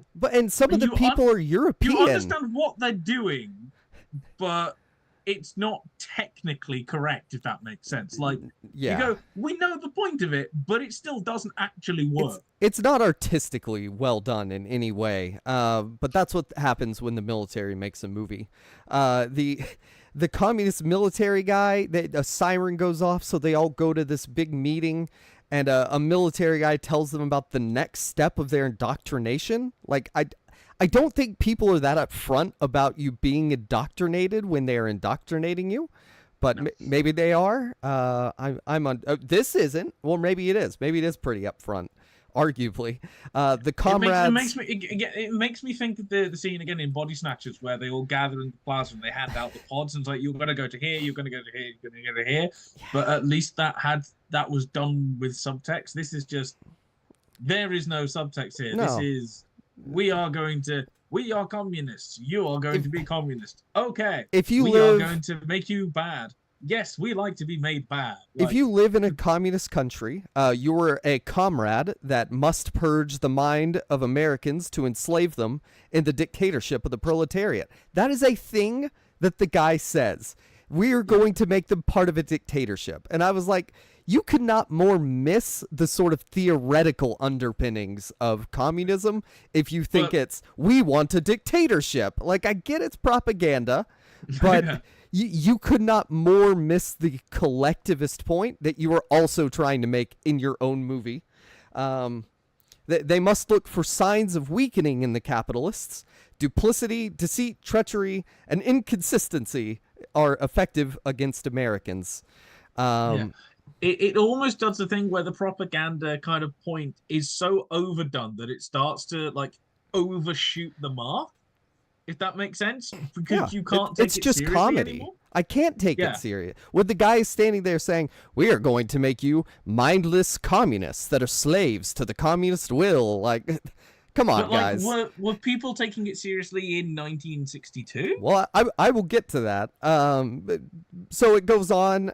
His family is there, but they're bizarro communist family. He's not allowed to take his family out to like the movies and dinner because he has been assigned to give an education address to the PTA board. And he's like, well, I don't know what I'm going to be talking about. And they say, oh, don't worry. We already assigned you a topic. As if that doesn't just like make his life easier. And also, and obviously, do the new family have any emotion? No. That's the point. I was curious what the difference between this and conscripted military service is, but they don't get into the difference there. Then also, he has been assigned to talk to the Boy Scouts. And the kids, they know all about what he's going to have to talk about. That's what happens when you're communist. And then the military breaks in without a warrant, and they take his daughter, who volunteered for farm work, to be transported to the farm place. And that's what is it she says about the family unit? I don't know, but I've come to understand that the family unit is a waste of the resources of the whole, or something along those lines. It's unclear, but the point to me is she volunteered for it. How is this different from military service? I don't know. Women working is communism. No family is communism. I don't know. It's not clear. Apparently, Jack Webb said this was all taken from real events in the Eastern Bloc. I suppose there's some truth in that, but if you've actually been subtly indoctrinated with it for decades. Yeah, Jerry goes to work, and the workers don't talk to each other now. Before, they were all friendly. And they have a daily quota at work. Like, capitalist countries don't care about quotas or reaching goals. Or that's purely a communist thing. He has to work through lunch to fix his machine because capitalism's never had any issues like that. They're talking about church. Like, he says, hey, family, we're going to go to church. And the kids are off to a state school instead. Again, their choice. They are choosing to go to this state school, and he is just losing his mind. He is like, how can my kids go to a state school? Wait, we have public schools in America? That are publicly funded? Oh, not that different. But yeah, America doesn't care about a collective character or a certain party line, which is why this film is being made, to get us all to think along a certain party line. And yeah, so he's very upset because they need to go to church, which in the other reality, I don't think he talked about church. But they go to the church and, ooh, it's the People's Museum. Ooh, there's no more Sunday school. And this is so dumb. He's just running. It's like whenever that guy in, not Leap, I forget what it's called, where he changes bodies. Quantum Leap? Yeah, Quantum Leap. Imagine if he just over and over in the same episode was like, I'm a different person. That's what this is like. He has yet to figure out that he is in this communist nightmare. And he's just running around going, this isn't right. Phones were invented by an American. These are communist lies. Freedom. What did I write? What if you did this about America and America, though? I wrote HUAC. I don't know. We had nothing like this going on. There was no suppression of thought ever in America. I was going to say, it's not like there's little subtle things that slowly build, and right at the end, the big reveal is that the communists have taken over, and that's the reason behind this or anything. Oh. Which might be an interesting way of doing it. Kieran, you put too much thought into that. Yeah, but I mean, like a Twilight Zone episode, which is this kind of riffing off, would have done it like that. Yeah. You have slow clues that builds up to a big reveal. Yeah. Stop rewriting stuff to make it better or more interesting. Yeah. Yeah, what I'm saying is that this would have been better film if it was a different film. Well, now Jerry is on trial for deviation. The state needs no proof to convict him. He is his own proof. And by that, it means that they're going to bring out all of the witnesses that have heard him saying anti-communist things, which if there's a law, if there's a law that says you can't do this and you objectively did that thing, I mean, I don't agree with it, but you have committed a crime. Like, it's so an armed soldier, he's like, armed soldiers are taking away my children. They're desecrating the church.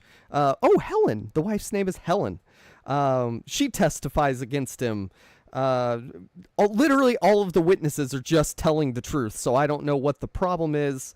I'm unsure of what... Because they've been converted. The irony of a propaganda film ranting against other people using propaganda to influence people is hilarious. Yeah. That's besides the point. I guess there are freedoms missing here. There's no jury of peers, and there's no lawyer to, like, defend him, but... I don't know would the defense be that, well, he did say them, but he didn't mean them. Like, I don't understand, like, what a lawyer would even do in this instance. He's going to get shot because he must be eradicated. We don't execute people in America, was what I wrote. That is purely a communist invention. And they say there's no place in the communist world for someone who believes man was born free or for truth. And so only they have the authority. They use a lot of big words, but they don't use freedom. He's strapped into a chair in a blank room. America never does that. Oh, wait. What's Guantanamo Bay comes to mind. Communism is another word for slavery, apparently. Because America doesn't have slavery. Nope, never had that. Or wage slavery, none of that. Jerry must awaken, according to the narrator. So Jerry kisses his wife, and the kids want a space helmet. You need to spend money. Space race, America. Bill is going to finish his time in the service before he gets married, so I guess not getting married at 17 is freedom. I don't know. I'm unclear what the PTA... I think it's meant to be like the decision to do this or not do this is your choice. Therefore, it's a freedom of choice. But you have to make the decisions, or you're an irresponsible American. So I think it's the same way that you have to, like, commit to Jesus, or he'll burn you in hell. Like, that's your choice not to commit to Jesus. He's just doing what he has to do. Yeah. But yeah, and then there's like a 20-minute montage of rockets being fired, and planes and military freedom. It's like an ad for rockets, missiles, rockets, boats, planes, helicopter, marine song playing. Holy shit, this is boring. Freedom, explosion, freedom. Communist slavery will never close in on the free world because of missiles. I mean me, because I am the only thing that can stop the spread of communism. Again, unclear how I am supposed to do that using my freedoms. You know, one, to anyone that's not a critic, this is how a film critic takes down notes very efficiently and very effectively with very great insight. Two, I am reminded of many years ago, Bill Bailey did a skit on Tom Clancy novels, saying he had a very coherent worldview, which I think applies here. And he said that this is a Tom Clancy novel. It's good versus evil. Evil seems to get the upper hand, but good triumphs with vastly superior automatic weapons. Seems like exactly the same thing. It's like, oh, communists seem to be winning, but we can beat them with better missiles. Only in dreams, apparently. Yeah. So, Kieran, to get back to what you said about how seriously do people take this, well, this was shown on television on CBS. It was aired as part of the Sunday Showcase on April 14th, 1962. This primetime television slot was significant because it allowed the film to reach a wide audience across the United States. The broadcast was part of an effort to maximize the impact of its anti-communist message by leveraging the popularity of television. So I guess this does fall more under TV because that is the sort of intended target. What was small It's a screen. cross between a propaganda film and a public information broadcast. Yeah, in a way. and also a fun made-up story. So, you know, that's why I went with infotainment. And obviously, again, drawing on Twilight Zone. I say this with the narrator and the whole setup. It's an hour-long Twilight Zone episode, which still would have been showing on... When did the Twilight Zone start? In the late 50s, I want to say? So it would probably, you know, be essentially... It was at its height to be ripped off. Yeah. So putting it in the same slot would have grabbed on the Twilight Zone audience. Yeah, it was also shown as compulsory viewing for military enlistees. So that is where the part of only you can protect America, rocket freedom comes in, because it was planned to be shown. Obviously, in the 60s, it was taken very seriously. Like, we're at the height of the Cold War. Vietnam is on the horizon. We already fought in Korea. Like the communist red threat throughout the 50s. There was the House of Un-American Activities Committee, which brought about the Hollywood 10. And Sam, of course, talked about that. Blacklisting and stuff. Yes, and the censorship of Hollywood. By the 60s, I mean, there was some criticism of that, but it wasn't as mainstream as it would become in the 70s. And then there were television rebroadcasts in the 1980s. PBS actually showed it. That's the Public Broadcasting Service. Yeah. You know what the new title was? It was, oh my gosh, I forget what it is, but it was the Paul Revere. Oh, the communists are coming. The communists are coming. No, it's even worse. It's the commies are coming. The commies are coming. Yeah, that's less of a mouthful. And then it was re-released on VHS too. It was shown in schools.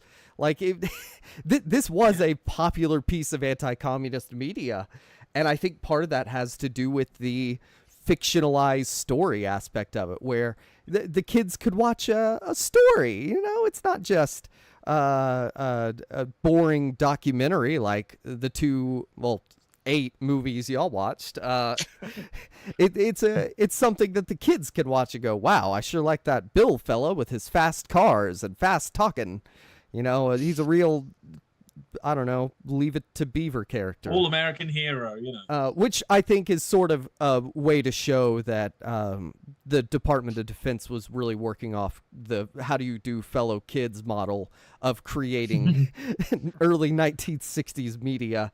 I mean, they were like a decade behind on what was sort of in vogue, I'm sure, at that point. So yeah, like now Red Nightmare's really just studied as like Red Scare filmography. You know, it's put in the context of here is the propaganda the Americans were putting together during this time. And I'm surprised I hadn't seen it. My dad hadn't seen it either, but he had seen another propaganda series on television in his youth. And he went to one meeting as a teenager of the John Birch Society, which was a hardcore anti-communist group that also distributed this film. So there you go. There you go. That is Red Nightmare. Easily the most entertaining piece of propaganda I have watched. Yeah. It's just a nightmare to watch. Yeah. And it might make you see red more than anything else. Yeah. At least it's only 28 minutes at best. Yeah. Well, that's the shortened version. The lengthier version's about an hour. If you're actually wanting quality storytelling, this is not the place to find it. No. Again, I would say if you want the actual quality storytelling version of this, I would say the 56 version of Body Snatchers is the decent counterpart. Yeah. To it. Also, it was produced by Warner Brothers. So there you go. Warner Brothers already did. They were doing their part to fight the communist threat, I guess. Yeah. Yeah. Disney had done it for the war. Now Warner Brothers are doing it for the commies. Yeah. Yeah, I'm amazed we never had Bugs Bunny looking for Reds under the bed, to be honest. To sort of look at it as a piece of propaganda where, Kieran, yours is terrible, and Sam, yours is, at least slightly more positive, if not generally a somewhat accurate and positive thing. I haven't watched any of them, so it's tough for me to make that call, but from what you were both saying about it, it's obviously less objectionable. This one it's just so on the nose that it's silly, but there were bad aspects, of course, of the Soviet countries and Russia itself. And, there's so many negatives about American anti-communist propaganda with the blacklist and the way it affected, just normal Americans who happen to have some leftist sympathies. But, I think this is one of those things where ultimately its impact on the American mindset, I would say, is negative because it's still being carried forward. This sort of view of freedoms. We have to defend the freedoms. Freedom. Eagle. Yeah, Eagle apple pie ice cream. That's still America Baseball, today. Hot dogs. Yeah. Hot dogs are our primary source of freedom, is what I'm going to take away from it. Yeah, everything, even in black and white, everything is in pastel colors. Somehow kind of idealized, romanticized world that normally is a plot twist in a sci-fi movie. Now, yep. I'm thinking of two that I can think of where it starts off in this, and it turns out no, we're not. We're in a really grim future, and they just use this as the setting. This is America. We must fight the Reds to save it because they will make everything dull and monotonous. Yeah, post-World War II Americana is maybe the most boring and terrible thing to happen to me personally. So, and you weren't even there. No, I might as well have been. It's still kicking around. The media of that era still has had such an impact through the early 2000s. It's kind of crazy. So, well, the trouble is that is in a way that is propaganda now. That is your kind of new cultural myth. It's either the West and all that kind of 50s, 60s pastel colors, white picket fence, white suburbia. Flight. Yeah, almost. I'm going to say almost like Stepford Wives kind of suburbia. Yep. That is the new American idealized myth in a way. Apparently, that was the idealized myth then as well. Yeah. Whereas in the UK, we look back to World War II for some reason. Yeah, apparently the British plot, and this is when we did everything. We were great. I swear to God, half of our country would probably prefer it if half our houses were bombed right now. But we ate. Welcome to propaganda. We ate only crackers and canned fish, and we liked it. Yeah. I don't think we even had that. Stale bread was a luxury. We didn't go to school both ways. We had spam. Is that, anyway, is that where Spam-A-Lot comes from? Yeah, well, that's where spam emails come from. Is that Monty Python sketch? All right. Yeah, I guess we're done talking about government-sponsored propaganda. But real quick, guys, let's inform people where they can find our own biased views. Do our own propaganda, yeah. You can find me at SSP Thinks Film and the Film Magazine, where coincidence of coincidences, I've got a Where to Start with Frank Capra piece on there at the minute. And also, speaking, as I were briefly earlier on, of trying to separate the art from the artist, I've also got a 50th anniversary review of Chinatown up currently. So, and yes, I do go into Polanski. You kind of can't. like not do it. Yeah. So hopefully you don't find me anywhere. If you do, I'm K Judgmental in the various places. Since the last one, I got a review of Arcadian, which is a new Nicolas Cage horror movie. I think it's now out. And in upcoming days, I'll have bits on Matrix, Alien, possibly Batman, and various other bits in the future. Yeah.